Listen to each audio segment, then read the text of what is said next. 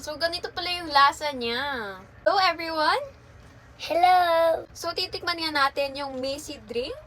Ito yung pink drink with strawberry acai. So, ayan siya. So, actually, natikman ko na siya. And, i-rate natin siya. Gusto ko i-rate natin to. At kasama ko dito ang aking pamangkin. Magpakita ka naman.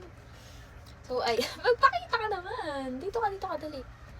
Dito ka, umano ka sa akin. So, i-rate nga namin tong Macy drink na to. So, titikman natin kung talagang bang masarap ba talaga siya or parang ano lang, trending lang, ganun. So, nauso lang sa TikTok, pero hindi naman masarap. So, try na natin. Okay. So, ako muna mag-try. Okay.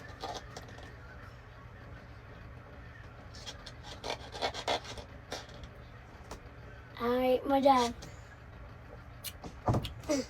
Ano? Ikaw muna, ay minom. Ako na. Inom ka muna. Try ko na.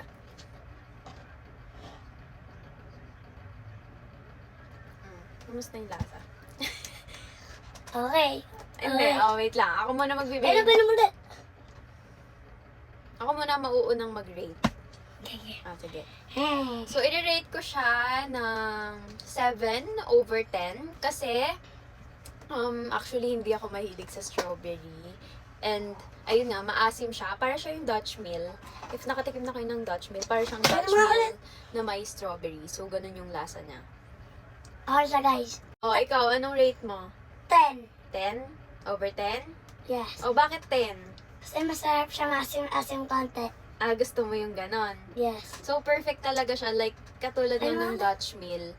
So, feeling ko, dahil nga mahilig yung mga bata sa ganun, so kaya siguro siya nagustuhan niya 10. So, guys, kung mahilig kayo sa strawberry, sa mga maasim, or di kaya sa mga refreshing fruit drinks, so bagay na bagay siya sa inyo. At ito rin yan to, sobrang asim, sobrang sarap. So, siya, mahilig siya sa maasim. so, nagustuhan niya. Yun na din to, guys. So, hindi naman siya, okay naman siya, and Okay naman siya at masarap siya. Konting asim na nga lang. So, ayun. Thank you, guys! Bye-bye!